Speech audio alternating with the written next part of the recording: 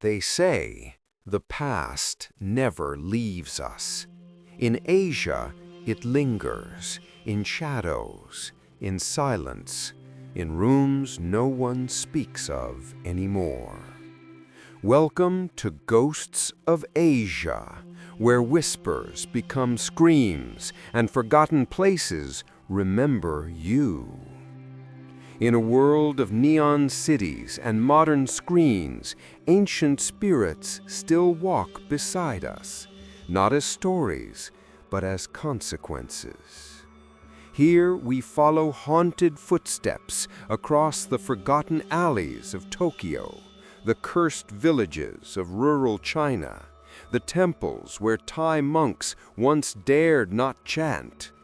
These are not just ghost stories.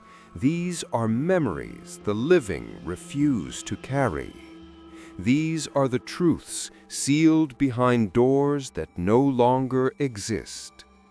Each tale is rooted in a real fear, of shame, of silence, of rituals left unfinished.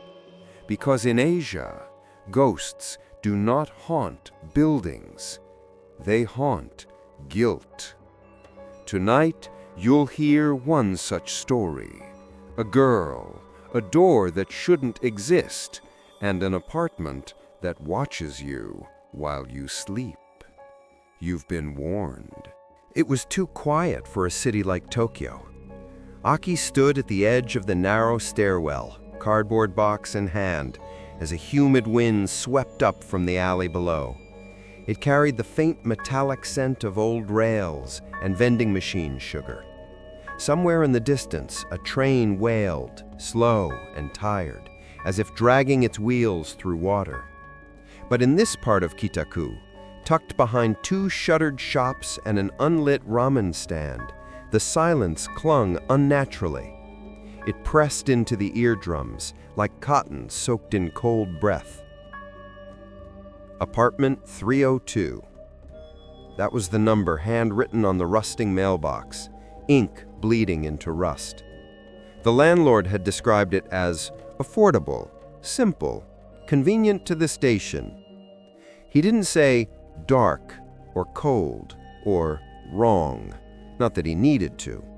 At 30,000 yen a month, beggars couldn't afford to be choosers. Aki had lost her job 3 weeks ago. Not fired, just let go, downsizing. The company used words like economic turbulence and temporary restructuring, but to her, it had just meant silence.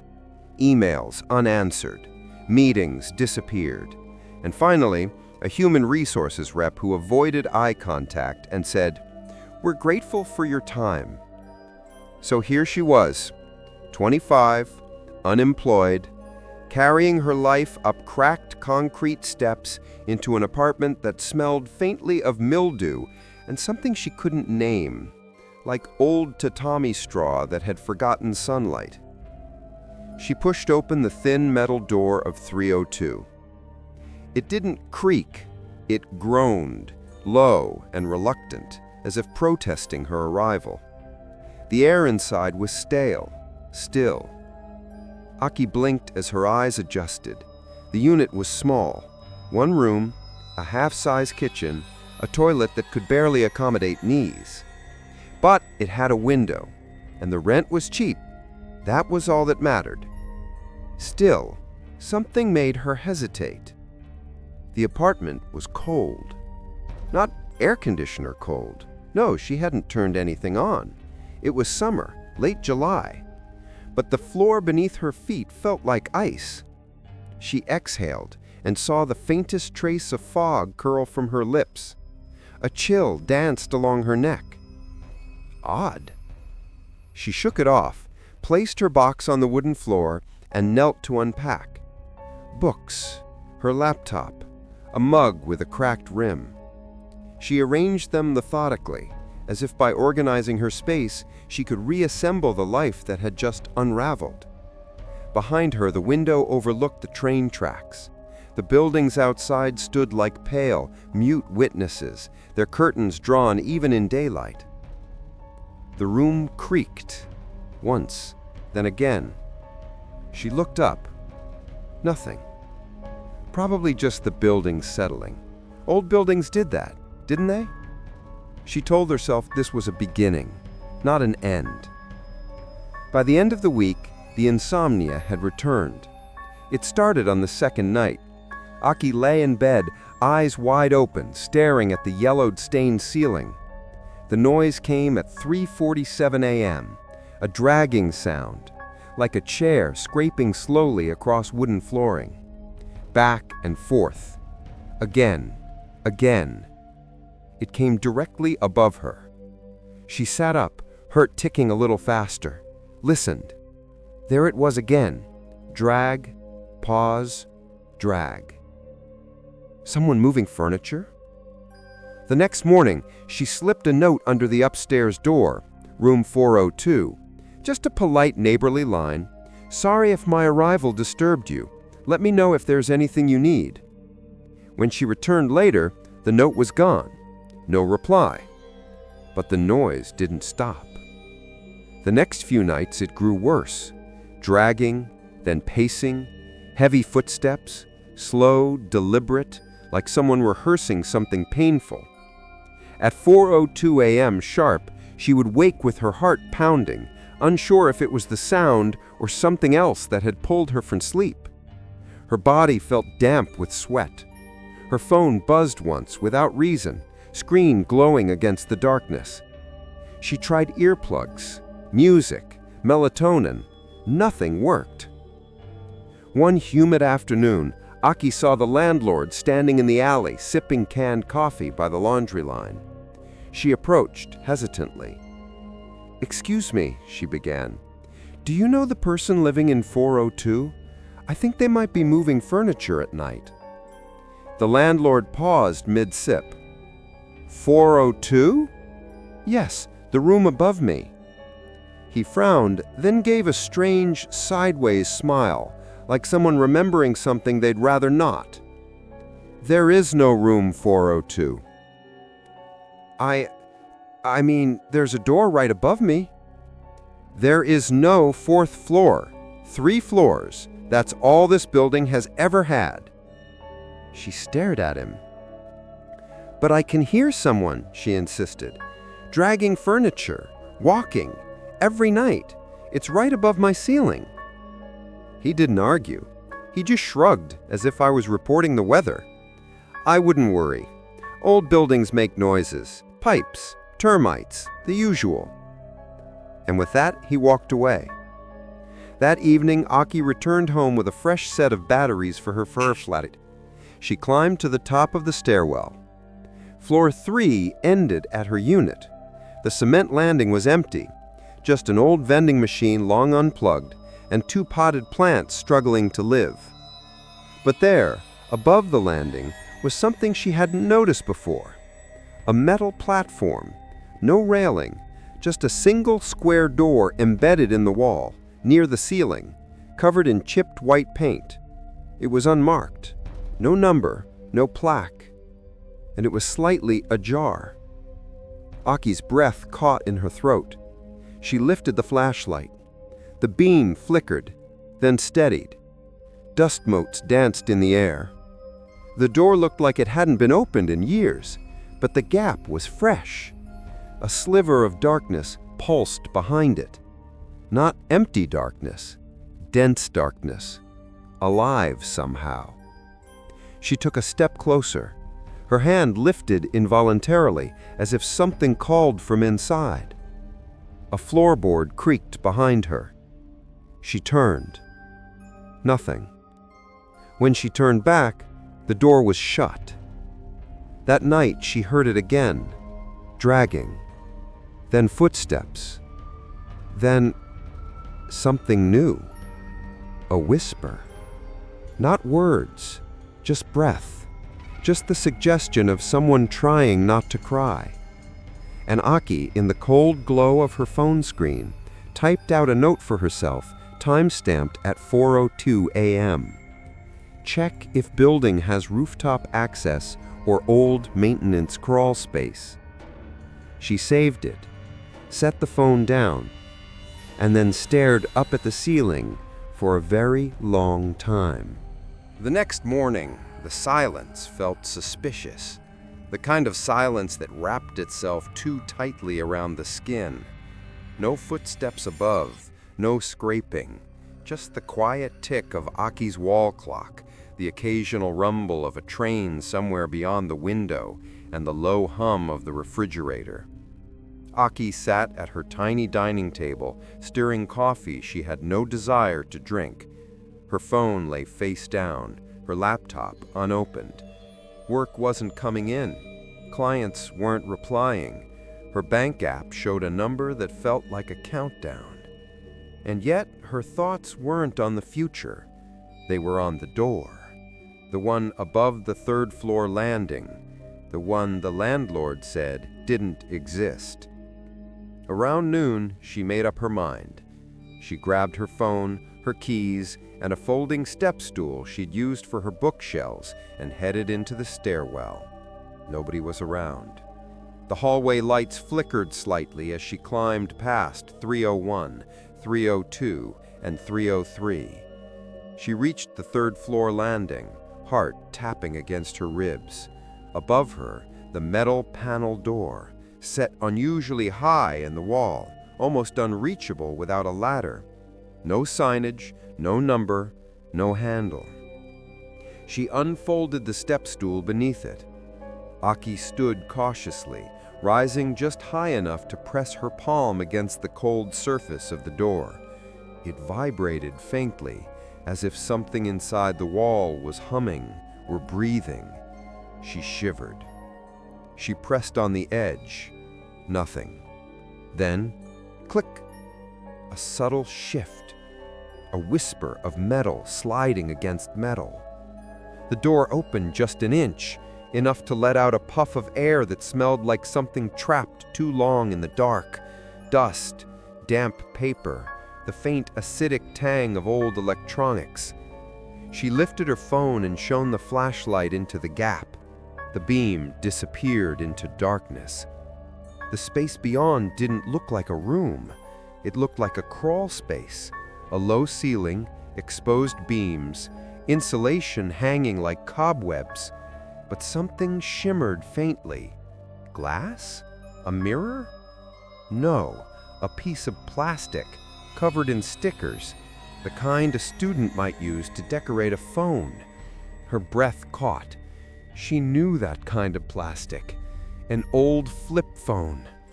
And then her phone buzzed in her hand. She almost dropped it. The screen lit up. Airdrop request from 402. Do you want to receive one image? Aki's fingers froze. She looked around. No one, just the exposed stairwell and the platform above her. She pressed accept. The image loaded. It was dark, blurry, shot through a fisheye lens, but she recognized it immediately. It was her, sleeping. The angle was from above. She slammed the panel door shut, stumbled off the step stool, and hurried back to her apartment.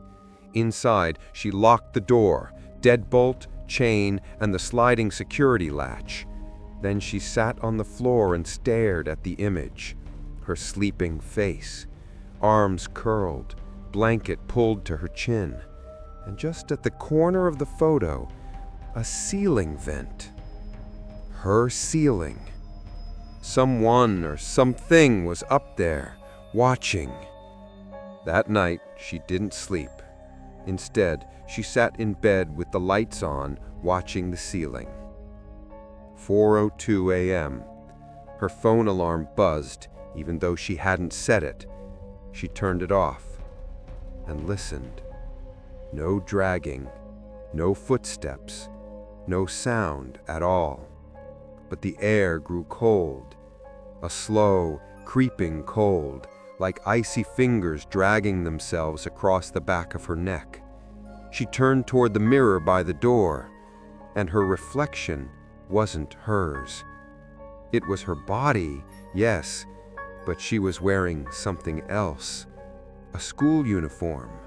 The skirt dark, pleated, the blouse stiff and slightly yellowed, and the hem was wet.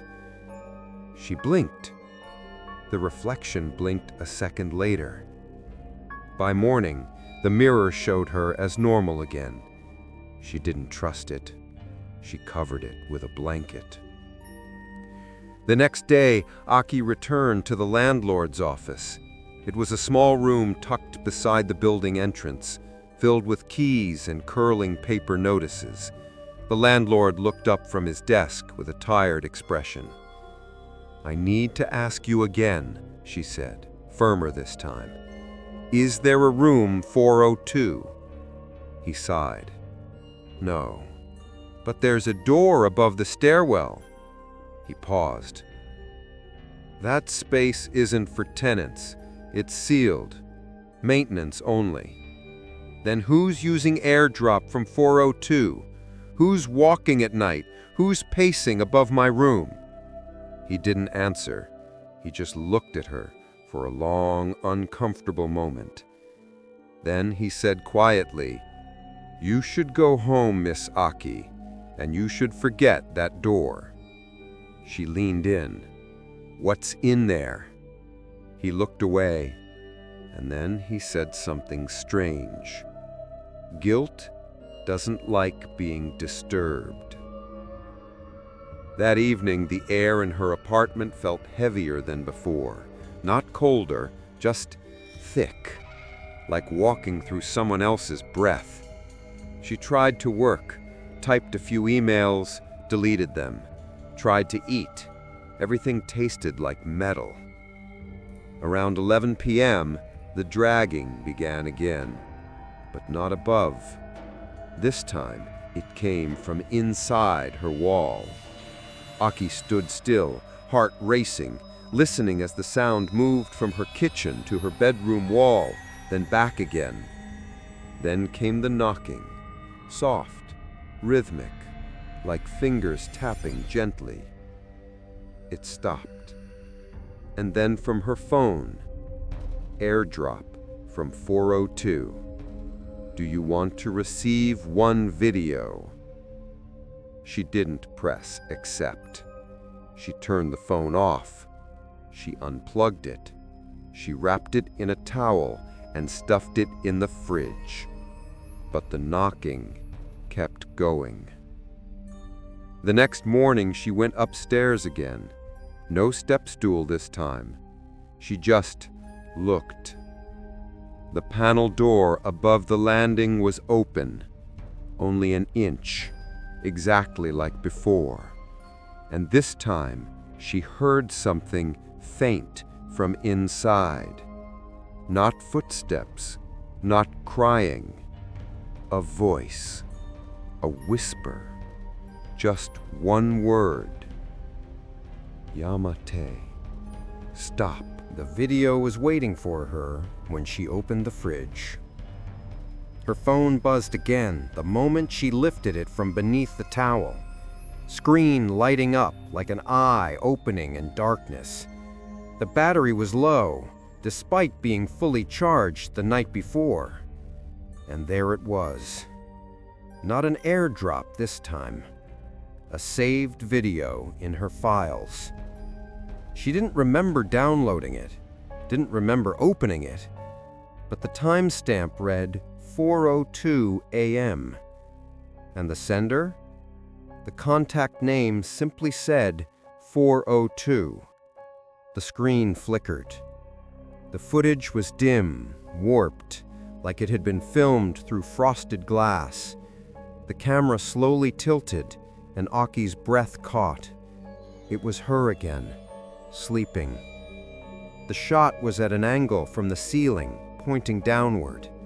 The graininess gave her skin an uncanny smoothness, like a doll's. Her arms were folded over her chest, her mouth slightly open. Her blanket rose and fell with slow, shallow breaths. And then, movement. A shadow entered the frame, just barely. A flicker of something to the right, almost like the hem of a skirt, black, tattered, and dripping wet. The shadow hovered near the ceiling vent, as if watching her. No sound, no movement, just the shape, waiting. Aki dropped the phone. It clattered to the floor, skidded under the couch. Her heart hammered in her chest, her mouth was dry. She didn't want to retrieve it. She didn't want to touch it. She stared at the vent above her bed. It looked normal. Still, closed. But now she wondered if it was ever really sealed at all. She didn't leave her apartment that day. The windows stayed locked, curtains drawn. She unplugged every device, modem, Wi-Fi router, even the microwave. Her phone she placed inside a metal mixing bowl and covered it with another, forming a crude Faraday cage. Then she sat in the corner of her room, wrapped in a blanket that no longer provided warmth. When night came, she couldn't bring herself to sleep in the bed.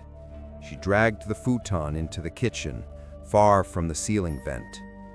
At 4:02 a.m., her alarm rang anyway, even though the phone was off, even though the battery was dead.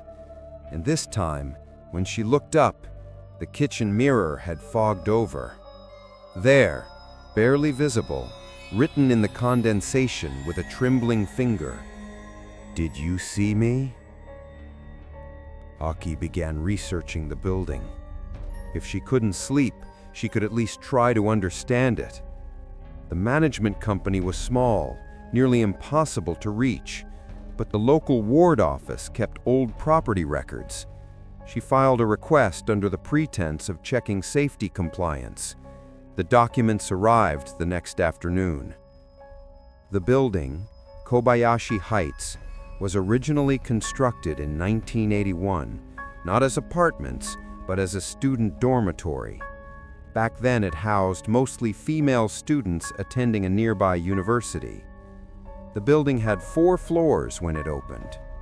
Aki read the documents twice. She flipped the page, hands trembling. There, scrawled across an incident report from July 1986, was a redacted name and the phrase, "Student found deceased in room 402. Cause of death, suspected suicide by hanging." The next page was missing, but the last record noted that room 402 was permanently sealed at the request of the family, citing cultural and spiritual concerns. And then came a single sentence in handwritten kanji. "Tsumi no heya, fuinzumi." The room of shame has been sealed. Aki swallowed hard. She knew the word tsumi, sin, or more accurately, shame born from failure to perform a duty. In Shinto, an old folk belief, it wasn't just wrongdoing, it was spiritual pollution, a stain on the soul that echoed beyond death. She remembered the landlord's words, "Guilt doesn't like being disturbed." That night, she couldn't stay in the apartment. She packed a bag, grabbed her laptop, and took the last train to Shinjuku. There she sat in a 24-hour internet cafe, surrounded by humming machines and strangers snoring behind curtains. She opened her browser and searched deeper. She looked up the name of the dormitory, the incident, anything she could find about room 402. What she uncovered were fragments, urban legends, forum posts. One anonymous comment on an old thread stood out. "My aunt lived in that building when it was still a dorm. She said there was a girl in 402 who stopped speaking weeks before it happened. Neighbors heard her pacing all night. After she died, the school pretended it never happened. They just painted over the room and locked the door. But some said she stayed because her shame was too deep to let her go. They called her the tsumi yūrei." Tsumi yūrei. Not just a ghost, a spirit bound by unatoned shame, Not angry, not evil, just trapped, repeating, endlessly. Aki returned the next morning, just after sunrise. She hadn't slept, but something had changed. Fear gave way to grim resolve. She didn't want to just survive this anymore. She wanted to understand it. Inside her apartment, everything was quiet. Still cold, still wrong, but the dragging sounds had stopped. The mirror was clean. The AirDrop folder on her phone was empty. But just as she stepped toward her futon, something crunched beneath her foot. She looked down. A sticker. Old. Faded. Peeling. Shaped like a blue rabbit, with a speech bubble that read, "Let's do our best." She stared at it, then slowly turned her gaze upward, toward the ceiling vent, and whispered, "Who are you?" The building felt different in the morning light. Not better, just different. There was no bird song, no distant chatter of neighbors, only the occasional groan of pipes and the hum of electrical lines overhead. Even the wind seemed to avoid Kobayashi Heights, moving just enough to stir the thin curtains in Aki's room, but never more. She stared at the ceiling vent above her bed for what felt like an hour. Silence was louder now. There was no dragging, no footsteps, but also no comfort. Just waiting. She went back to the stairwell before noon. The door above the third floor was closed again, but she knew it wouldn't stay that way. She brought gloves this time, just in case. As she climbed the narrow stairs, she felt like she was ascending into a different layer of the city, one that existed just beyond what people noticed, a quiet rot behind Tokyo's blinking lights. The step stool was already there.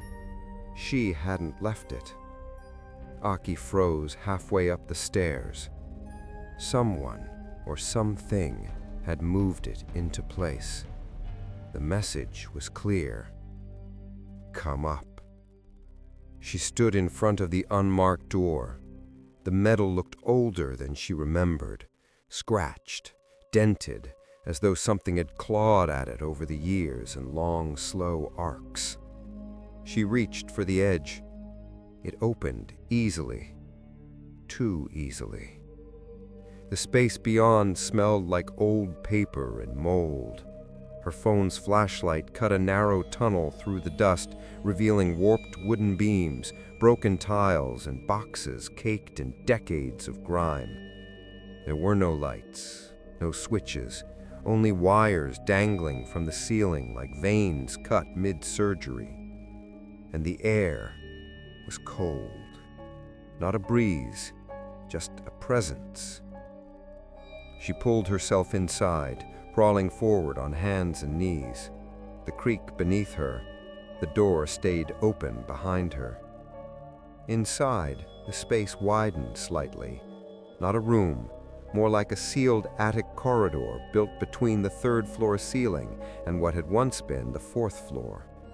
The smell was stronger now, damp tatami, burnt hair, and something else, something electric, like batteries left to leak and rot.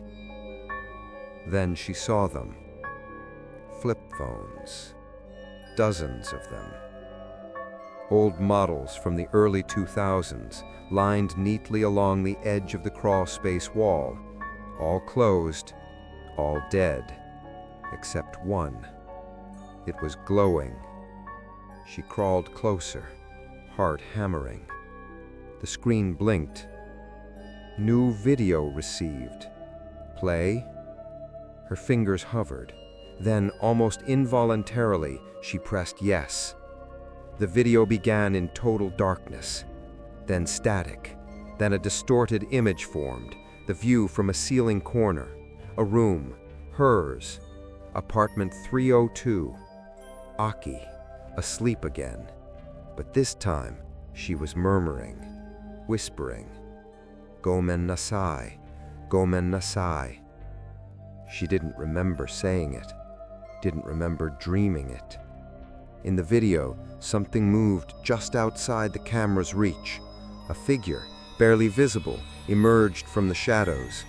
A girl, maybe 16, her hair long and tangled. A school uniform clung to her small frame, soaked and sagging as if she'd just stepped out of a river.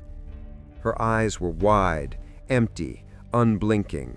Her mouth opened, and even though the video had no sound, Aki heard it. "Did you see me?" The phone in her hand cracked. She dropped it instinctively, and it landed on the dusty floor with a thud.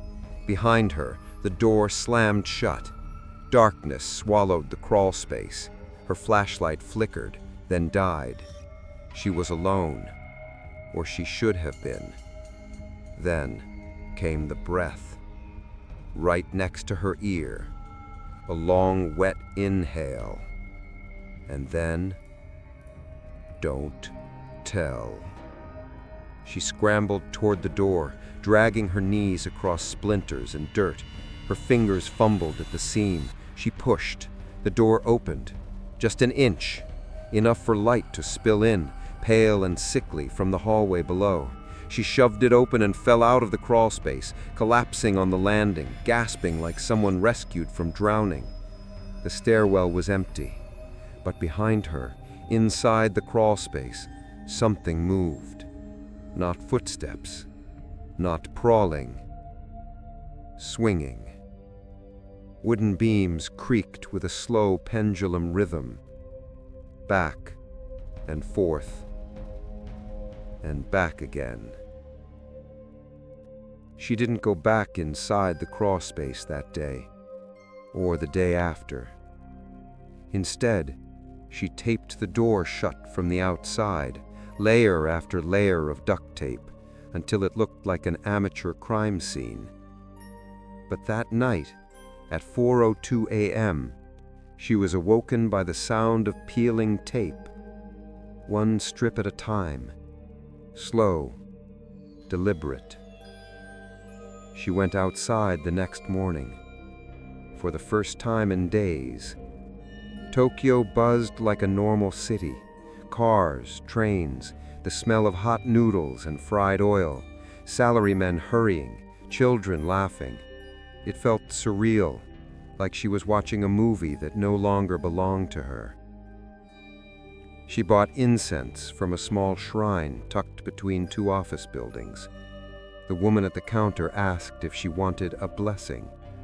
Aki hesitated, then asked, "Do you know anything about tsumi yūrei?" The woman froze, then leaned in and said softly, "Shame anchors the spirit. If the ritual wasn't completed, she can't leave." "What ritual?" The woman shook her head. "I don't know, but if the death was hidden or denied, the door stays open." Aki's stomach twisted. That night, she returned home to find a single object in front of her door. A chair. Old, wooden, child-sized. Scraped across the floor from somewhere. She hadn't put it there, and she had never owned one. The chair stayed outside her door for 2 days. Old, small, with legs that had been scratched down to raw wood, as if dragged over concrete again and again. A child's chair, but wrong somehow. Not whimsical, not playful. It felt like something that belonged in a forgotten schoolroom where no one ever graduated. Aki didn't touch it, but each night when she checked the hallway, it had moved. Once it was facing her door. The next, it was turned away. On the third night, it had been knocked over, yet no sound had woken her. She stopped checking after that. She called the landlord again. He didn't answer. She walked to his office at the edge of the complex, only to find the metal shutter rolled down, a sign taped to it in sloppy handwriting. Closed for Obon week. Please do not disturb ancestors. Aki stared at the paper. It wasn't Obon. That was last month. Still, she knocked. Once. Twice. No one came. She felt like a child again, left to stand outside, ignored, holding questions no one wanted to answer. That evening, she remembered the old woman at the shrine, the way her voice dropped when she said, "If the death was hidden or denied, the door stays open." Aki sat on her floor, cross-legged, surrounded by the few documents she'd photocopied from the ward office: building permits, incident reports, property blueprints. She looked again at the redacted name of the girl in room 402. There had to be something. She returned to the cafe in Shinjuku and searched through local newspaper archives. It took her hours, skimming through microfiche and scan after scan of yellowed obituaries.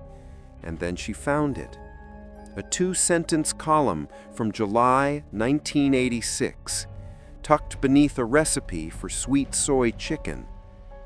A female student, age 17, was found deceased in a private dormitory in Kitaku early Wednesday morning. The name has been withheld at the family's request. Authorities ruled the death a suicide by hanging. That was all. No memorial, no photo, no record of a funeral. The shame had been sterilized, sealed away with bureaucracy and silence. She scrolled further. Nothing more. But on a gossip forum, archived by internet hobbyists, she stumbled across an anonymous post from the same era. "I heard they sealed the room with the rope still inside, said it was cursed. My cousin said someone else moved in after, said she left screaming after 2 nights. Management stopped using that floor altogether." Another reply, older still. "It was the girl who kept apologizing in class, like all the time, didn't talk to anyone, always saying gomen nasai even when no one was talking to her." Aki stared at that sentence. She could still hear it in her sleep. Gomen nasai, gomen nasai, gomen nasai. She knew what she had to do next. She needed to talk to someone who had lived in this building before, someone who remembered the dorm. It took her another day of research, emails, posts, and even an old real estate blog, but eventually she found a former tenant willing to meet. Her name was Fujika Yamada, now in her late 50s. They met in a cafe in Ikebukuro. Fujiko arrived precisely on time, wearing a pale lavender coat and carrying a canvas bag full of hand cream and old receipts. Her face looked kind, but when Aki mentioned the building name, her eyes hardened. "I lived in 303, she said flatly. "Next to it." "To 302, Aki asked. Fujiko shook her head. "To 402. Aki's hands tightened around her teacup. "So, there was a 402? Fujiko nodded. "Back then, yes. Top floor. I was a literature student. We all heard her." Aki leaned forward. "Who was she?" "No one really knew," she said. "She transferred in mid-semester, short hair, wore the same uniform every day. She never made eye contact. But the strangest part was that she was always apologizing." Apologizing? For everything. When she opened her door, when she used the washing machine, even when she walked down the stairs. Always whispering gomen nasai, under her breath, over and over, like she was practicing it. Fujiko paused, stirred her tea slowly. Then one day, we stopped hearing her. Aki swallowed. "You mean?" "She died in that room. They said it was suicide, but but we heard other things." "Like what?" Fujiko looked away. Her voice dropped. "They said she wasn't the first to live there, but she was the last. Her parents refused a funeral, didn't claim her body for weeks. Her spirit, it never moved on. Too much guilt, too much shame. And the building owners, they couldn't sell it anymore, so they sealed it." Aki felt her skin prickle. "How?" "Not just drywall. They brought in a monk, burned incense, nailed the door shut, said words in old dialects, then plastered over the room and pretended it never existed. They even changed the floor numbers in the registry, like if they erased her, the curse would go with her." Fujiko met Aki's eyes, but the floor never stayed quiet. Aki returned home before dark. The chair was gone. She didn't ask why. She already knew the answer. She climbed the stairs, slowly, each footstep like an echo from a dream. When she reached the third-floor landing, she stopped. The unmarked door was open, wide, not a sliver, not a crack, fully open, inviting. And just inside, barely visible in the shadows, stood the chair, back in place, facing outward, waiting. That night, Aki lit the incense she had bought. She placed it by the mirror and let it burn while she sat on the floor, eyes closed, whispering, "I see you. I don't know your name, but I see you." The room grew cold. The smoke curled toward the ceiling, and somewhere above her, something shifted. A creak, then another, and then, for the first time in weeks, silence. True, absolute silence. The smoke from the incense lingered longer than it should have. It drifted along the ceiling in strange, curling patterns, like it was mapping the room from above. It didn't rise naturally. It moved deliberately, as if something was guiding it, studying the corners, watching Aki as she sat cross-legged on the tatami, eyes closed, spine stiff. She didn't know what she expected. Not peace, not answers, but maybe acknowledgement.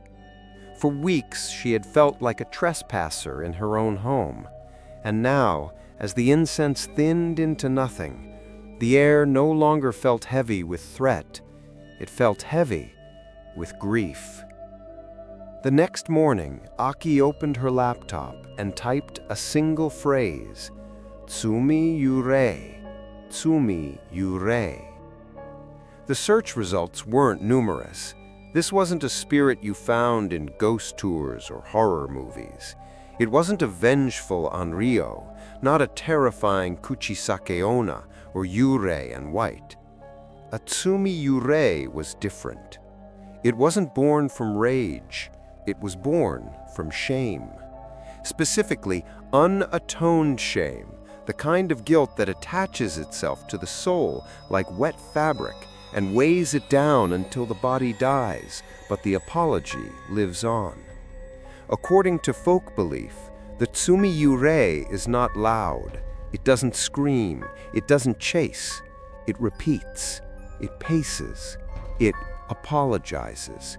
It waits for someone to recognize its presence so it can be acknowledged. And if the shame was severe enough, if society or family refused to recognize the death, then the ghost becomes lost in ritual, doomed to endlessly rehearse its final days. Aki shivered. Everything made sense now. The dragging chair, the 4:02 a.m. alarm, the pacing, the whispers, even the soaked uniform in the mirror. The day she died, she must have been wet, maybe from the rain, or maybe... No. Aki couldn't finish that thought. Aki walked to the local shrine again that afternoon. The same woman was there, dusting off the fox statues that flanked the entrance. This time, Aki didn't hesitate. I need to speak with someone who knows the old rituals for helping the trapped, the tsumi yūrei. The woman looked up, lips parted. You've seen her? Aki nodded slowly. She watches me sleep from the ceiling. Sometimes I become her in mirrors. I wear her clothes, hear her voice. The woman folded her hands in front of her chest. You opened the door, didn't you? Aki hesitated. Yes. You shouldn't have. If the ritual wasn't completed back then, entering the space binds you to her. She thinks you're listening. She thinks you want to help. I do, Aki whispered. The woman studied her, then said quietly, You must finish the ritual they started, not to seal her in, but to let her leave. Back at her apartment, Aki began preparing. The ritual was simple on the surface, but every piece mattered. A white candle to represent truth, a mirror uncovered to serve as the boundary between the worlds, rice grains placed in a circle symbolizing an offering of life, and finally, the name of the spirit spoken aloud. But that was the problem. Aki didn't have her name, only room 402, only gomen nasai. So she improvised. That night, she sat before the mirror again. The chair, yes, the chair was now inside the apartment. She hadn't brought it in. It simply was there, placed exactly where she lit the candle. She whispered, To the girl who lived above me, to the girl they erased, I see you. I'm sorry they never let you leave. The candle flame flickered violently. The mirror fogged. And then the voice returned, but not from the mirror, from the ceiling, from inside the walls. Gomen nasai. Aki kept her voice steady. You don't have to apologize anymore. The air turned icy, and then a shadow moved behind the mirror, not a reflection, a figure, watching, silent, still. Then it lifted one arm and pointed upward. The next morning, the unmarked door above the third-floor landing was wide open again. This time, Aki didn't hesitate. She entered with the candle, with the mirror, with the rice tucked carefully in a paper pouch. She crawled through the narrow passage until she reached the small space where the phones were.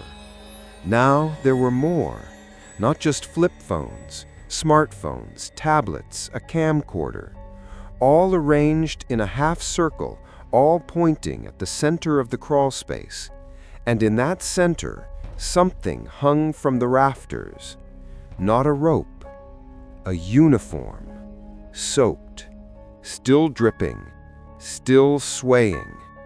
Below it, the chair, empty, waiting. Aki placed the mirror in front of the chair. She lit the candle. She scattered the rice in a circle. Then she whispered, To the girl who lived, I know you suffered, and I'm sorry, but you don't have to stay here anymore. You don't have to relive it. You are not forgotten. Silence. Then the candle went out, and in the mirror, the girl stood behind her. Not angry, just tired. She stared at Aki, head tilted, water dripping from her sleeves, and for the first time, she smiled. When Aki blinked, the mirror was empty. The chair was dry, the air was warm, and all the phones had shut off, every single one. The crawl space was silent, truly silent. That night, Aki slept in her bed for the first time in weeks. No alarm rang, no footsteps overhead, no whispers in the walls. Just sleep. Real sleep. dreamless and whole.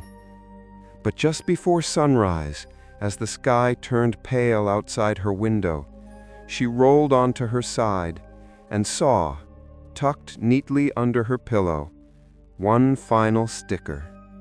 A blue rabbit, smiling, with a speech bubble that simply read, "Arigato." Aki awoke to warmth. For the first time in weeks, her body didn't feel like it had spent the night clenched in fear. Her muscles weren't stiff. Her breath wasn't shallow. There were no new scratches on her arms, no faint bruises where hands had never touched her. The silence that greeted her was different now. Not oppressive, not hollow, just quiet, natural. She got out of bed cautiously, as if the floor might collapse beneath her. But it didn't. The boards didn't creak. The air wasn't cold. The shadows didn't move. She brushed her teeth with the bathroom door open. She opened the curtains and let sunlight pour in. She even smiled. The clock read 7:46 a.m. She hadn't woken at 4:02. She hadn't dreamt of ropes or mirrors or soaked uniforms. She hadn't dreamt at all. That afternoon, she threw away the towel-wrapped phone. She replaced it with a new one. Clean, untouched, fresh from the store. She didn't transfer any data. No contacts, no files, no cloud backups. She didn't want to risk bringing her back. Aki stood at the stairwell that evening and stared up at the unmarked door. It was closed, tightly. Even the tape she'd once placed there, shredded but still stuck to the edges, was exactly where she'd left it. No drafts, no whispers, no pull. She exhaled and went back downstairs. The chair was gone. The crawl space was sealed. The story was over. But at 4:02 a.m. the next morning, Aki's phone alarm went off. The new phone. No apps installed, no alarm set, and yet the screen glowed in the dark, showing one notification. Image received via airdrop from 4:02. Her blood ran cold. She hadn't enabled airdrop. Her Wi-Fi and Bluetooth were off. She hadn't signed into iCloud. Her thumb hovered over the screen. It was a new device. How did it know? She opened the photo. It was blurry, grainy, shot from a high angle, above her ceiling. She saw herself asleep, but it wasn't last night. She was wearing something else. Not her pajamas, not her own skin. She was in the uniform again, sopping wet. That day, she didn't leave her apartment. She didn't open her new phone again. She unplugged everything, again. But it didn't matter. That night, the mirror fogged over on its own, and in the fog, one word appeared. Wake up. Aki began noticing things, small but wrong. The toothpaste cap always off, even after she closed it. The lights flickering between 4:01 and 4:03 every night. Her coffee mug moved, just a few centimeters, always closer to the vent. And once, just once, she found muddy water pooling on the bathroom floor. The window was locked. Nothing had leaked. It was just there, waiting. She returned to the shrine. The woman there was gone. In her place, a young volunteer who didn't recognize Aki and didn't know anything about tsumi yūrei. The incense shelf was half-stocked. The blessing altar was empty. She left without speaking. That night, it got worse. She woke not to sound, but to movement. Her body, her arms, moving on their own. She stood in the center of the room, staring at the mirror, half asleep, half aware, and the reflection wasn't moving in sync. It was moving before her, smiling before she smiled, blinking before she blinked, wearing something else, a different body, in her place. Not a vision, not a hallucination, a replacement. She screamed, and then woke again, in bed, panting, alone, as if none of it had happened. But when she sat up, her feet were wet. She knew then the ritual hadn't worked, or maybe it had been accepted but not completed, because Aki had not just acknowledged the ghost, she had opened herself. The spirit wasn't haunting the apartment anymore, it was haunting her. 3 days later, she got the note. It was slid under her door in the middle of the night, folded, handwritten, scrawled with shaky penmanship. Please stop walking at night. I have 2 small children. They cry when they hear you pacing. My wife says you were sobbing again. Whatever's going on up there, please stop. We're trying to sleep. No return address, no room number, no name. But she lived on the top floor. There was no one above her. She walked upstairs at dawn. The door above the stairwell was open. Again. Inside, the crawl space, untouched. But now on the floor where the phones once sat, something else had been arranged. In careful, symmetrical order. School books. Water damaged. Still legible. Each one had a nameplate scratched out, erased violently with pen or blade. But underneath the smears, one faint name remained, written in red. Yuki. She had a name, and now she had a body. Aki returned to her apartment. The walls were silent, the mirrors were clean. No fog, no whispers. But in her own reflection, for just a moment, her lips moved without her permission, and she said, "I'm awake now." The walls had become her neighbors, not the people next door. Those were quiet, rarely seen, rarely heard. It was the walls themselves that whispered now, that creaked with breath, that groaned with memory. And they never slept. Neither did she. Aki stopped using lights. They flickered constantly anyway, especially between 3 and 4:02 a.m. At first, it was just a soft dimming, a bulb struggling to hold its glow. But now the shadows pulsed in rhythm, like the room itself was breathing. Exhale, inhale, a silence that felt like it had a pulse. Instead, she lit candles, one by the bathroom mirror, one by the ceiling vent, one beside her bed. The flames swayed even when the air was still, sometimes toward her, sometimes away, like they were trying to decide if she was the threat or the offering. The neighbors started avoiding her. She didn't blame them. One evening, she opened her door to a grocery delivery and found a woman from the next unit rushing past with her son, clutching the child's hand tightly. The boy glanced back at Aki with wide, frightened eyes. "You're the one who cries at night," he said softly, "right?" His mother tugged him along before Aki could respond. She didn't cry at night. Not that she remembered. But the walls might have, or the girl still inside them. She started recording herself while she slept. It was a mistake.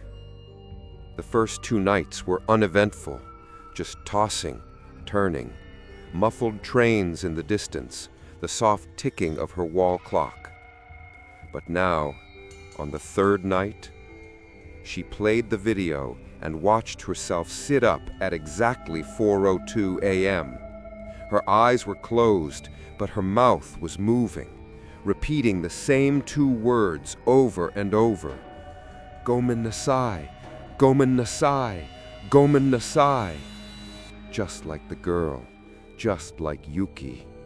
She fast-forwarded. At 4:14, the camera glitched. When the picture returned, she was gone. The bed was empty, but no sounds played, no footsteps. The camera didn't shake. She had simply vanished.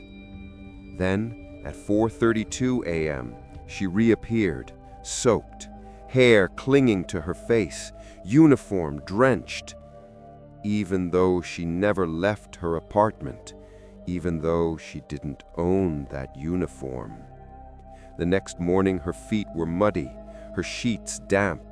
The tub was half full of dirty water, though she hadn't touched the faucet. Something was pulling her back to the night of Yuki's death, not just to witness it, but to relive it, to become it. She contacted the landlord again. No answer. His office shutter was still down, the sign now yellowed, curling at the edges. No lights inside, no mail collected. She asked a delivery man if he'd seen him. The man shrugged. Old guy? Been gone a while. Gone where? Dunno. But the 3rd floor's cursed. Everyone knows that. Surprised you're still here. So was she. That evening, Aki left the apartment. She sat on the stairs between the 2nd and 3rd floors, listening. Above her, inside the walls, footsteps. Not loud, not running, just pacing, slow, back and forth, like you do when you're rehearsing a speech or waiting for forgiveness that never comes. Back inside, she found something new. A single footprint on the ceiling, small, barefoot, facing downward toward her bed. At 4:02 a.m., she awoke screaming, but the scream didn't come from her mouth. It came from inside the walls. High-pitched, broken, apologetic. It wasn't anger. It was shame turned inside out.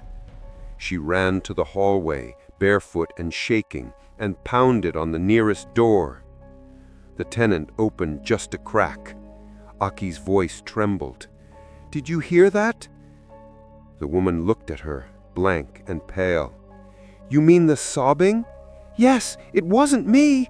"I know, it was above you." Then she shut the door. But there was nothing above Aki, except 402, which didn't exist, which had no stairs, no name, no mailbox, only a door, a trap, a ritual that had never finished. The next day, Aki searched every inch of her apartment. In the kitchen, she found tiny holes in the wall, nail holes, a row of them evenly spaced. Someone had mounted something here long ago, a rope, perhaps, or a wire, or a beam. She peeled back the wallpaper and found scratched writing underneath. Faint, childlike, desperate. "I'm sorry, I'm sorry, I'm sorry," etched dozens of times into the drywall. Her hand trembled as she traced the letters, and then she felt it again, a breath behind her, soft, wet, grieving. When she turned, nothing was there, except a faint reflection in the dark TV screen. Yuki, smiling. not at her. Through her. That night she didn't try to sleep. She sat in the hallway, back pressed to the wall, eyes locked on the ceiling. At 4:02 a.m. the pacing began. Only now there was more than one set of footsteps, the sound of bare feet, and her own, because she could hear herself walking too, inside the walls, pacing alongside the ghost, in rhythm, in silence. Two souls, two sets of shame, repeating together. Rain tapped softly on the window like nervous fingers. It hadn't rained in days. Now it did, just as Aki sat on her floor, staring at the blank television screen, unable to move. Yuki's reflection was gone, but Aki still felt her inside, not just in the walls, not just in the pacing, but in her bones, in the way her hands shook while holding a cup, in the way she flinched when the kettle whistled, in the way she kept saying "I'm sorry" under her breath for things that didn't matter. She no longer had to try to become Yuki. Yuki was doing it for her. That morning, she returned to the records office. She wasn't even sure why. What else could there be? But something inside her said, "You missed something." The woman behind the counter barely looked up as Aki requested documents on Kobayashi Heights, this time from the private archives, the kind they didn't digitize, the kind no one wanted to talk about. She waited for an hour under fluorescent lights while the files were pulled. And then, the truth revealed itself in a folder that smelled like mildew and dust. There was a name, Yuki Takahara, 17 years old. Cause of death? Suicide. Method? Hanging. Date? July 15th, 1986. Location? Dormitory room 402, 4th floor. But below that, something unusual. A notation in red ink. Initial attempts to complete tsumi harai were interrupted by family refusal. Spiritual sealing incomplete. Rope disposed of without ritual disposal. Body unblessed. Aki's stomach turned. She searched the term. Tsumi harai, tsuzen, raifen, sen badu. A rarely practiced ritual meant to cleanse shame-based spirits, not banish them, not trap them, release them. It was used for souls who died with unresolved guilt, especially suicides where the family denied a proper funeral. The ritual required 4 steps. Recognition of death, spoken aloud by someone living. Acknowledgement of shame. The reason must be named. Truth cannot be hidden.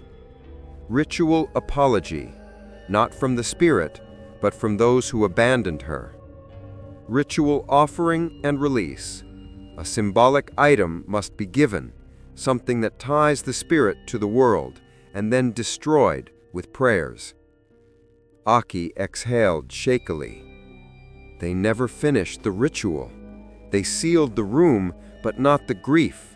They erased her name, but not her pain. That night, Aki heard scratching inside the walls. Not rats, fingernails. Tapping in 3s, then 4s, then a slow, dragging line, as if someone were writing. She followed the sound across the apartment to the wall beside her closet. She placed her palm flat against it, warm, alive.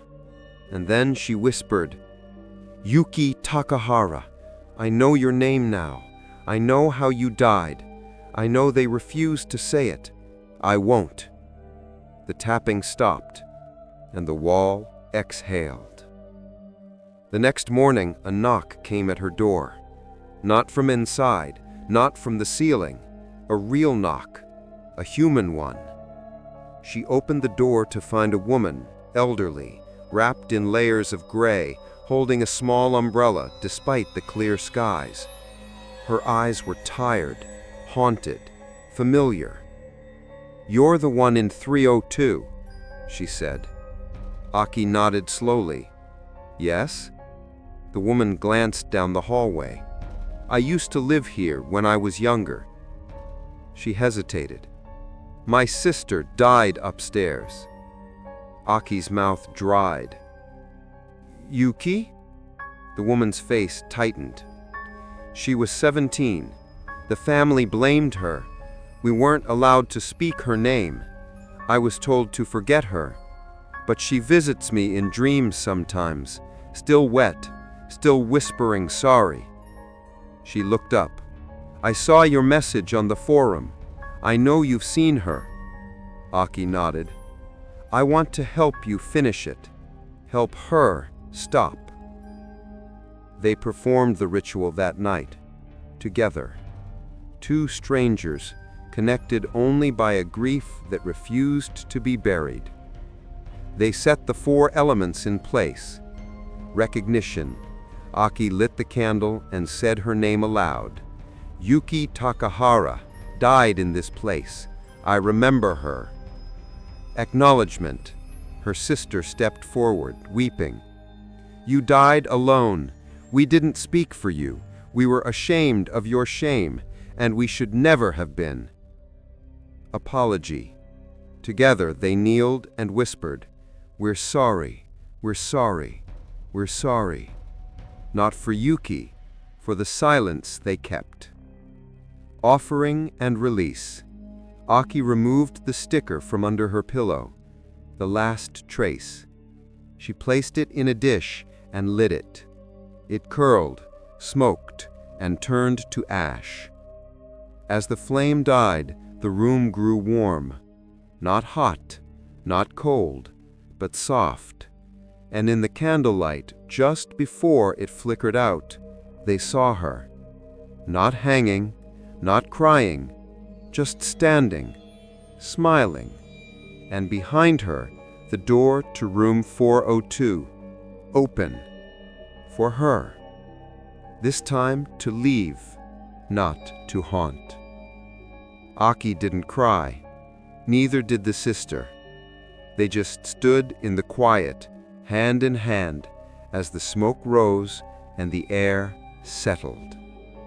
And then the clock ticked softly to 4:02 a.m. But nothing happened. No footsteps, no pacing, no sobbing, only silence, only peace. Yuki was gone. But something remained. Not a ghost, not a presence, just a silence that felt too careful, like someone had stepped out of a room but left the door slightly open. Aki could feel it in the way the floor didn't creak anymore, in the way her breath no longer fogged the mirror, in the way the lights stopped flickering after 4:02 a.m. The haunting was over, but the memory, the echo, still lived in the structure of the building, like a bruise beneath skin, invisible but tender. She didn't expect the call, especially not from the police. A man introduced himself as Detective Nishimura. Calm, courteous. He explained that there had been a complaint filed by a neighboring complex about strange radio interference coming from the upper floors of Kobayashi Heights. "We picked up a series of static pulses on our equipment. Unusual, like someone's operating a listening device or older transmitter illegally. The signal's weak, but repetitive." Aki's fingers tightened around the phone. "And it's coming from this building?" she asked. "From your floor, possibly above it." "There is no floor above me." A long pause. "That's what the records say. But we'd like to take a look anyway. Just a routine check. They arrived the next morning. 2 officers in plain clothes, polite but firm. Aki let them in, explained what she could, led them up the stairwell to the unmarked metal door above the 3rd floor. It was, once again, closed, tightly sealed. Aki hadn't touched it since the ritual. She didn't want to. But now, with strangers beside her, the door looked like a forgotten part of history, less supernatural, more architectural mystery. Just another locked crawl space. One of the officers pulled out a flashlight. The other used a crowbar. The door creaked. Dust fell like ash. And inside, it was all still there. The crawl space was exactly as she remembered. Low ceiling, exposed beams, dry, stale air. But now, it was different. Now, it was arranged, like a shrine. Dozens, perhaps hundreds of old flip phones lined the edges of the space, placed carefully, with symmetry, as if someone had taken time to organize them. Many were flipped open. All were dead. All pointed inward, toward the center of the crawl space, where the chair used to be, where Yuki used to be. But there was no chair now, only a small square of worn tatami mat, and a single phone still glowing, still recording. Detective Nishimura crouched beside it. This model hasn't been sold in over a decade. Battery still running, no SIM card, no storage, just looping video. He tapped the screen. The video began to play. Low resolution, blurry, distorted, but familiar. Aki's apartment, her bed, her body sleeping, but not from before, from last night. The timestamp said 4:02 a.m. Nishimura looked up. There's no power up here, no charging ports, no signal, and yet this phone recorded something 12 hours ago. The other officer stepped back. "Sir, look at this." He pointed to the walls. Behind the rows of flip phones, the plaster had been peeled away. Beneath it, wires, hundreds of them, twisted and spliced like roots under the floor of a forest, connected, fused, leading back to a single panel in the corner. A junction box, still warm, still humming. This isn't just haunting. This is surveillance. The police filed a report. They said nothing publicly. They sealed the crawl space again, but not with tape. This time, with screws, locks, chains. Then they plastered over the door, painted it, and removed the stair access entirely. By all accounts, the space no longer existed. Again. But Aki knew better. She asked Nishimura what would happen to the phones. He shrugged. "We'll catalog them. Most are empty, some are corrupted data. But they all had the same thing. Timestamps between 3:50 and 4:30 a.m. every night. The same static pulse, the same location." He paused. "And some of them were recording before the girl's death." Aki froze. "You mean before 1986? He nodded. "Before she moved in. Before this building was even listed as a dorm." That night, Aki returned home. She sat by the window, lights off, listening to the rain return. She held the sticker, the last one, a blue rabbit. She hadn't burned this one in the ritual. It had appeared again, after everything. She stared at it, and in the dark, her new phone lit up, Not a ringtone, not a text, just a single notification. Bluetooth, pairing request from device 402. She didn't press anything. She just watched. The screen dimmed, the rain fell harder, and somewhere above her, in a room that no longer existed, a flip phone recorded in silence. Still watching, still waiting. The days stopped feeling separate.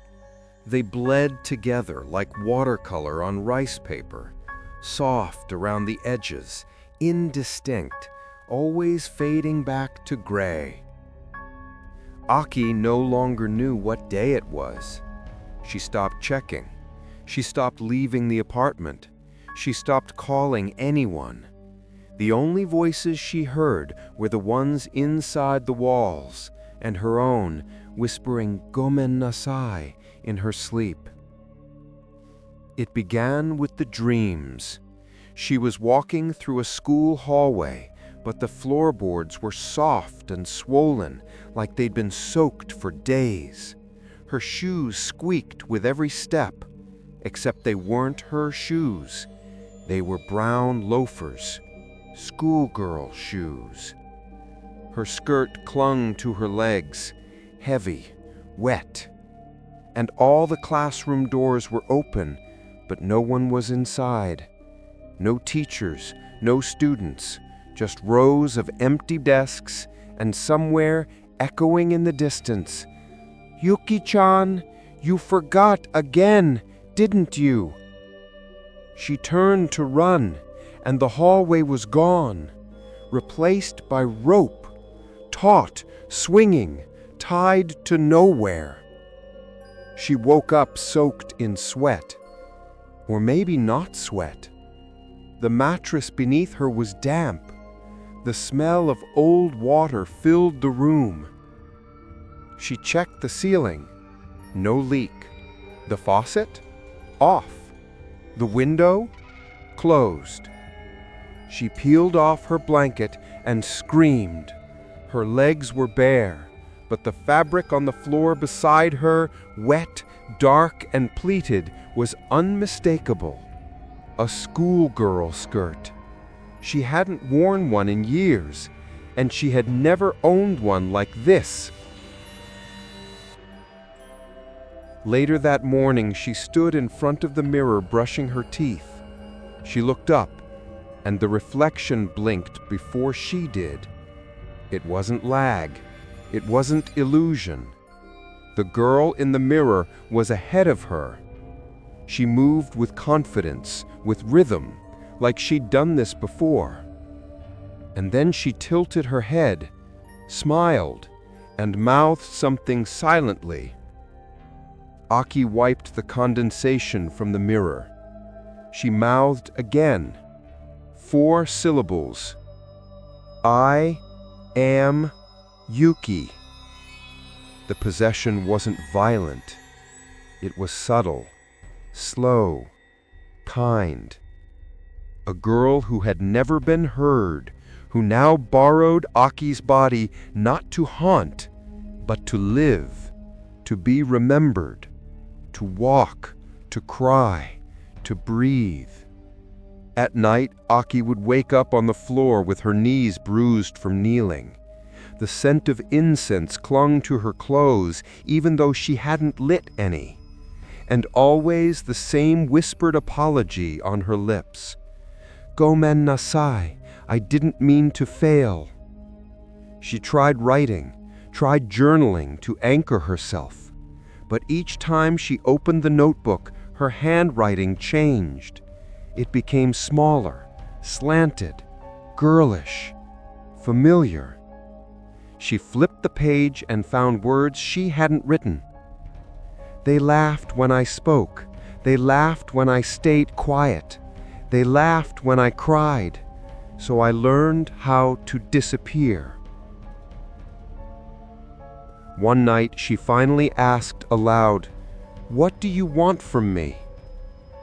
And the room answered, with a single word scratched softly inside her closet door. Finish. She didn't know what that meant.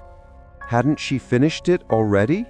She had spoken the name, she had burned the offering, she had done the ritual. But maybe that had only been the beginning. Maybe finishing meant living for Yuki, with Yuki, as Yuki. The hallucinations worsened. She would walk to the kitchen and find a lunchbox packed and placed neatly on the counter. Rice, umeboshi, cut carrots in flower shapes.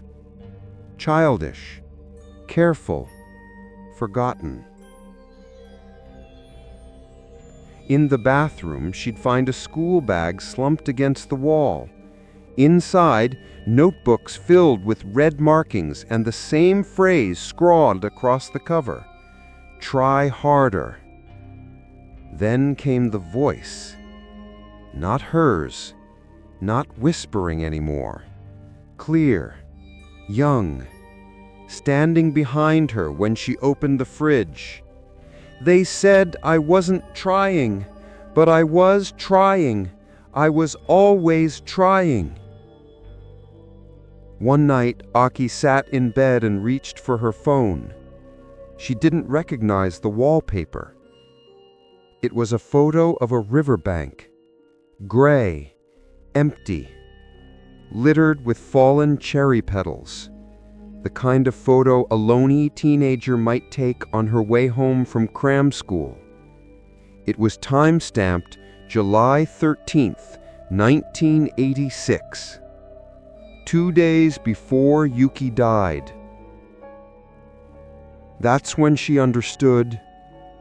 The phones, the photos, the surveillance. It wasn't Yuki watching. It was the building, recording, storing, keeping her alive through data, fragments, repetition. A machine that had learned to preserve trauma, replay it, loop it, feed on it. And now it had a new subject, Aki. That night, she stood in front of the mirror again, but this time she didn't see Yuki. She saw herself, but younger, dressed in the uniform, eyes red-rimmed, hair soaked, mouth trembling. And then she watched her own reflection slowly lift one hand upward to the ceiling, to room 402, to the place where endings were never really allowed. By now, Aki no longer asked herself if it was real. The difference between dream and memory, between possession and imagination, had blurred beyond recovery.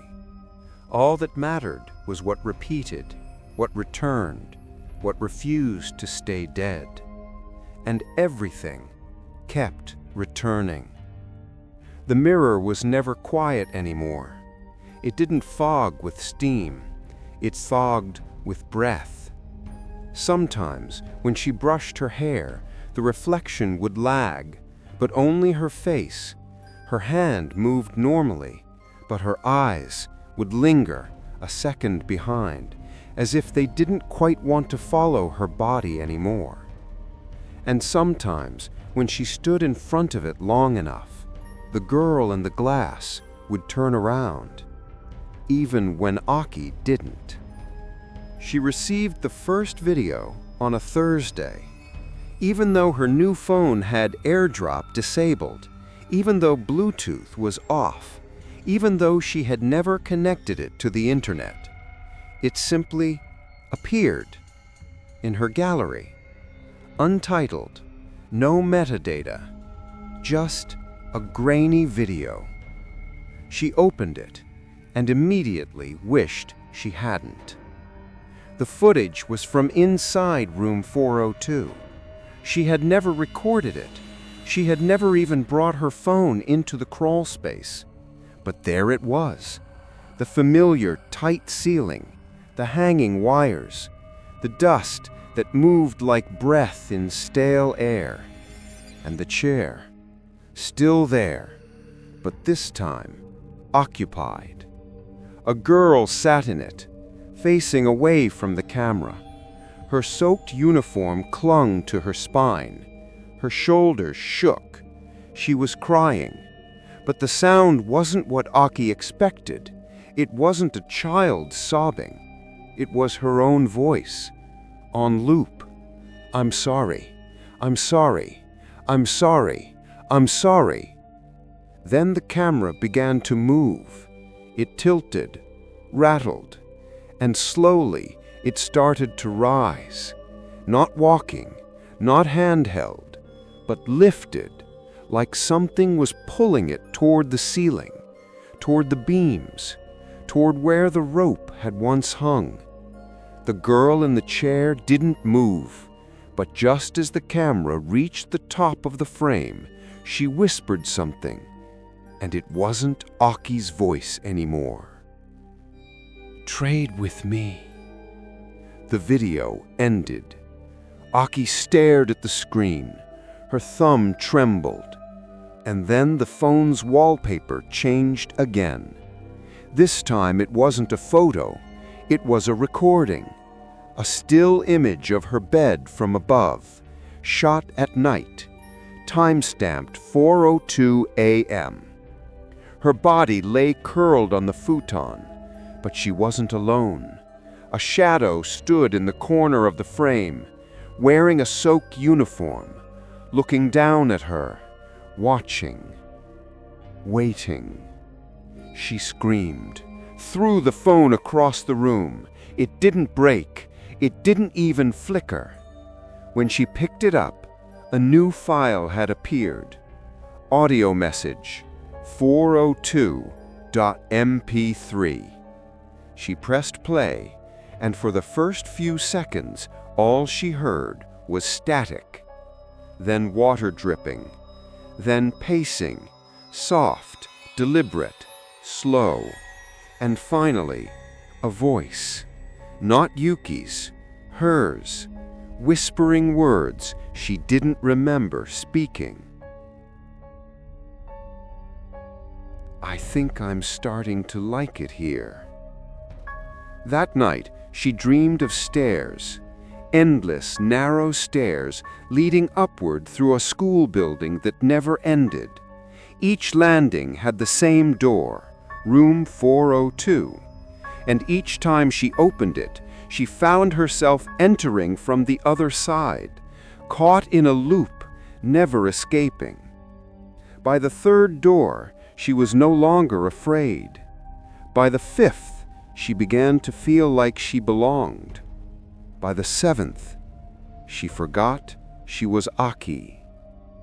When she woke, her body was sore, as if she'd been climbing, and beside her futon, on the tatami floor, were wet footprints, too small to be hers, leading from the bathroom to her bed. And on the pillow, next to her head, one single photo, printed, grainy, taken from above. Yuki, smiling, but the face wasn't hers. It was Aki's. She visited a therapist the next day, or tried to. She sat in the waiting room for 20 minutes before the receptionist approached cautiously. "I'm sorry, Miss Aki," she said, voice tired. The woman frowned, looked down at the clipboard. "I'm sorry, but there's no appointment under that name. I scheduled it 2 weeks ago." "With whom?" She paused. She couldn't remember. She couldn't remember the name, or the phone call, or even why she'd made the appointment in the first place. She blinked, and for just a moment, she saw her reflection in the glass wall near the door, wearing the uniform. Again. Back home, She tried to record herself again. She set up the camera at midnight, let it run, then played it back in the morning. The first hour was normal, tossing, turning.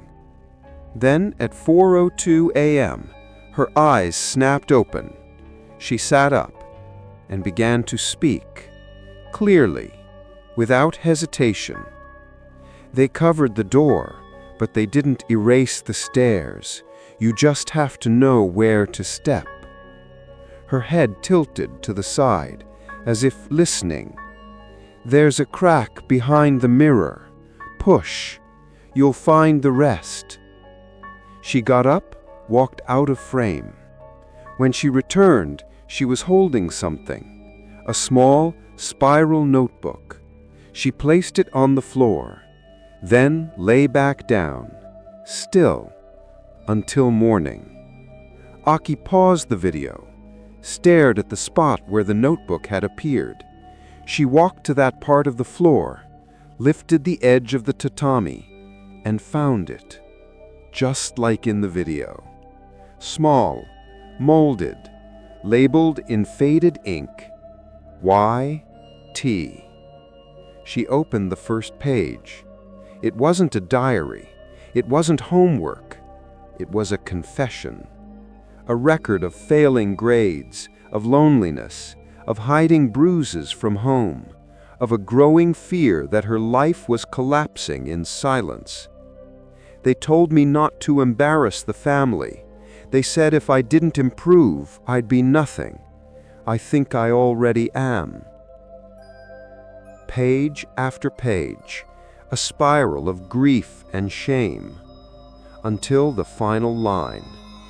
Maybe if someone finds this, they'll remember I was real. Aki closed the notebook, her hands shaking, her breath shallow, and in the silence, her phone buzzed. A single message. No sender, no preview, just one word. Remember. It was raining again. The kind of rain that doesn't wash anything clean, just lingers like sorrow on the concrete. Aki sat on the edge of her futon, holding the notebook. Her eyes were red. Her clothes were still damp from last night. She hadn't left the apartment in days, but she knew it was time. The notebook had been found. The door was calling again, not just spiritually, physically. At 3:12 a.m., her phone lit up. The screen glitched, scrambled, then revealed a live video. The camera was positioned at an angle she recognized instantly, above her bed. It showed her sleeping, but she was already awake, watching the video, watching herself. A loop, a lie, a window into something that should no longer exist. And then, movement. A shadow entered the frame. Not Yuki, herself, or what looked like her, but wrong. Eyes too wide, smile too still. Water dripping from her sleeves. She leaned over the bed in the video and whispered, barely audible through the static, "Come upstairs." She didn't hesitate. This time she didn't bring a flashlight, didn't bring a phone. She simply walked barefoot up the stairs, one step after another, each riser colder than the last. The air changed as she neared the landing, thick and stale like the inside of an unopened box from years ago. And at the top, the unmarked door was already open. The screws were gone, the chain removed, the plaster cracked down the center, like the building had given up trying to contain her. Inside the crawlspace, everything had changed. The phones were gone. So was the chair. So was the dust. It was clean, sterile, bright somehow, though no lights were installed. At the center of the room, a rope, fresh, hung from a ceiling beam that hadn't existed before, and beneath it, a phone, recording. She stepped inside. Her feet made no sound.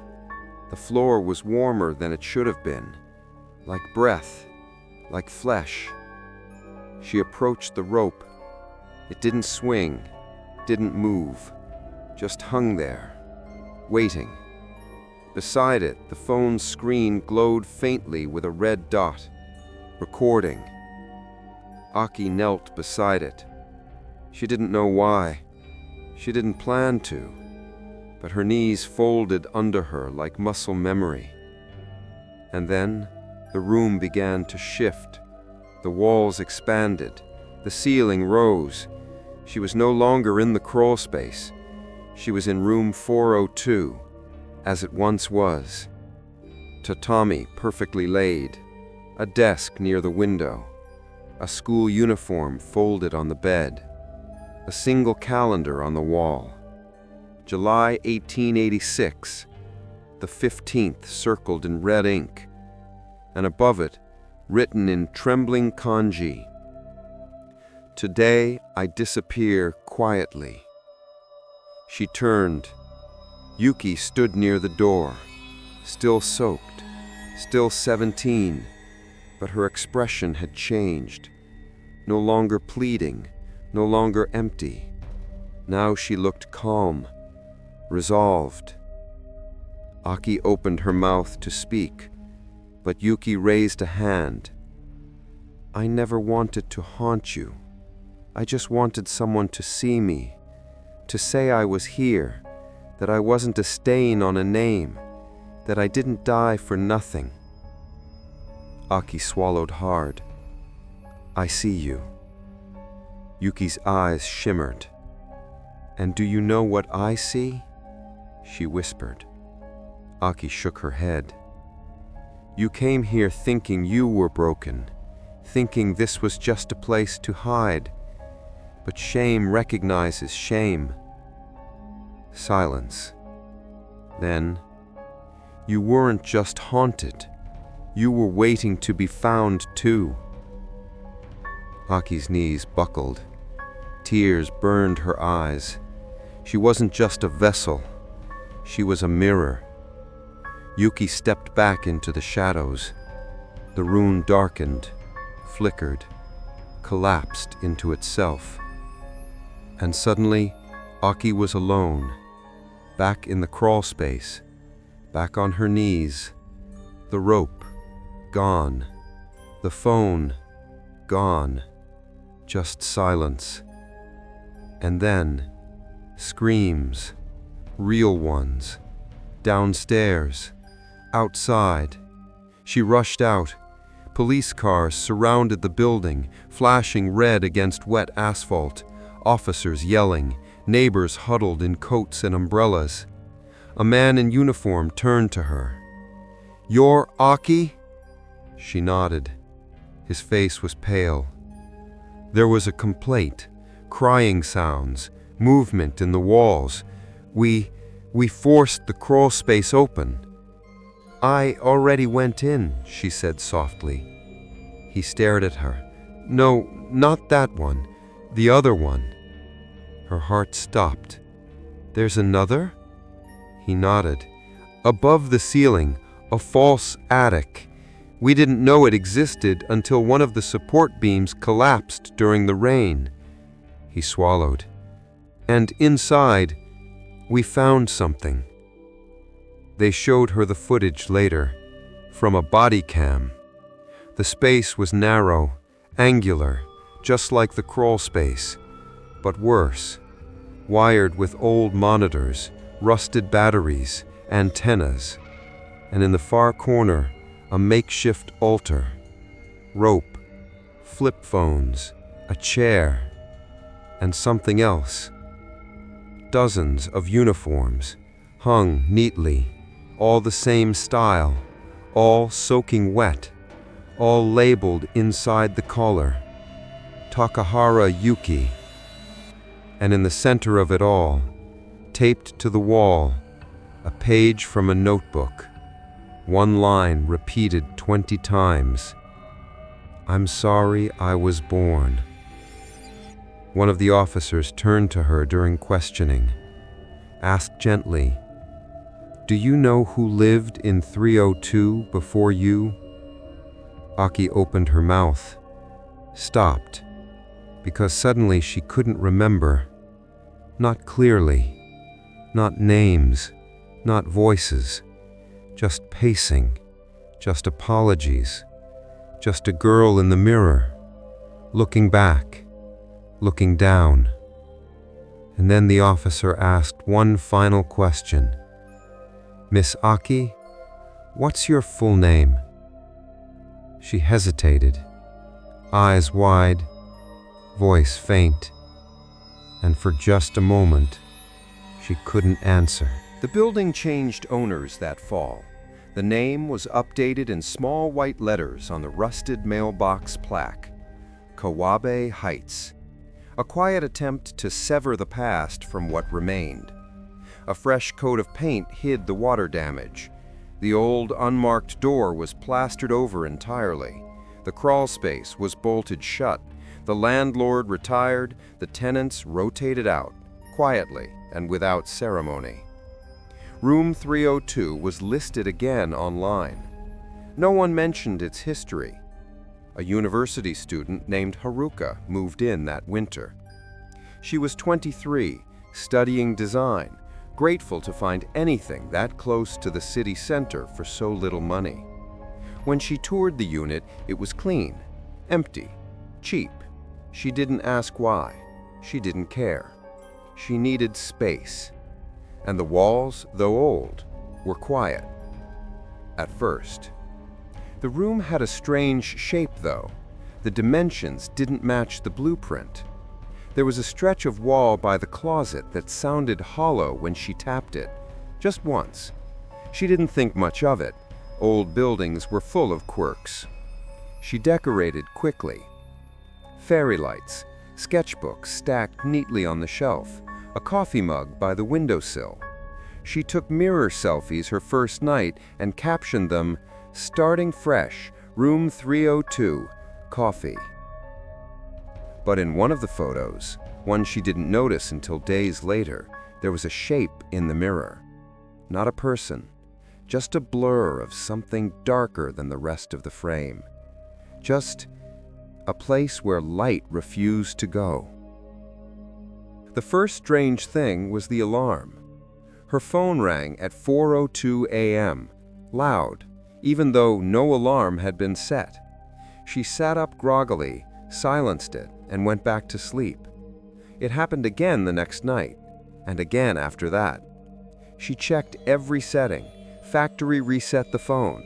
The alarm still rang, always 4:02. Then the neighbors started whispering.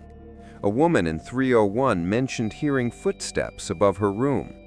Haruka smiled politely, said there was no one above her. But the neighbor insisted. "I hear pacing around 4 a.m. every night, right above me, right where your room is." Haruka said nothing. It got worse. She began waking up disoriented, exhausted, as if she hadn't really been asleep. Sometimes with her bed sheets tangled in knots, sometimes with her notebook open beside her, pages filled with handwriting she didn't recognize. Sentences like, "Please let me out. I said I was sorry. I don't want to be here anymore." She tore them out, burned them in the sink, but they returned. Always the same phrases, always in the same slanted script. And then came the note, slipped under her door. No return address, no name. Just shaky handwriting and a plea. "Please stop walking at night. My kids are afraid. We can hear you crying." Haruka stared at the note, because she hadn't cried, and she never walked at night. But someone did. One night, she awoke and found her mirror fogged over, even though the heater wasn't running, even though the windows were shut. Someone had written in the glass with a trembling finger, "Did you see me?" She went to the landlord's office, the new one, younger, clean-cut, cordial. "Do you know if anything strange ever happened in room 302? He blinked, checked a file. Let me see. Yes, that one's had a few gaps in tenancy, some maintenance issues, but nothing serious." Haruka hesitated. "Anyone die there?" A polite smile. "Not according to our records." She nodded slowly, then asked one last question. "Did this building ever have a fourth floor?" The landlord's expression didn't change, but he took just a second too long to answer. "No," he said. "Never." That night, Haruka awoke from a dream she couldn't remember. Her phone was in her hand, screen unlocked, camera open, and on the screen, mid-recording, was a live feed of her ceiling. Her own body lay still below it, and in the corner of the frame, just barely visible, was a shadow, a figure standing above her, wearing a soaked uniform, head tilted, not moving, just watching. Again. A week later, a city inspector visited to check structural issues in the ceiling. A strange moisture leak had been reported on the third floor. No plumbing nearby, no rain forecasted. The inspector found an access panel hidden behind plaster. Curiosity got the better of him. He opened it, crawled into the attic, and froze.